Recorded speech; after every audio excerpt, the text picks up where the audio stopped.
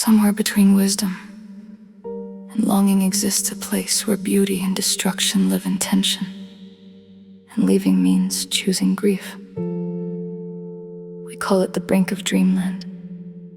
Here is where your desires and your convictions cannot comfortably coexist, yet neither one is willing to leave. The brink of dreamland is the border between what is and what could have been, where the heart reaches for what the soul cannot embrace, where desire makes promises conviction cannot keep, where longing quietly edits out the consequences. The brink of dreamland is where the heart keeps presenting evidence long after the soul has reached a verdict. The brink is dangerous because it is not a destination. It is a threshold, a place meant for deciding, not dwelling. Yet somehow, one lingers at the brink long enough to mistake it for home. Not fully committed to the dream, not fully surrendered to reality, just suspended between them. Standing at the brink, my heart skips a beat. Once because I am in love with the view, twice because I am afraid to fall. You have me at the brink of dreamland, where I cannot convince my heart not to love you, but I cannot love you this way. How could something that feels so healing be so harmful? How could something that feels so right be so wrong? If I leave the brink, I am not just detaching from you, I am detaching from the part of me that came alive with you. The part that felt seen, the part that felt accepted, the part that believed maybe, just maybe, the story would end differently this time.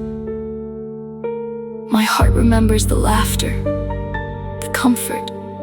My heart remembers being known. My heart remembers the way loneliness finally fell silent for a while. And the hardest part is that none of those memories are lies. My heart is telling the truth, but my mind knows another truth. The consequences, the cost, the violation of my conscience, the conflict with my convictions. The tragedy at the brink is that both things can be true at the same time. Something can be beautiful without being wise.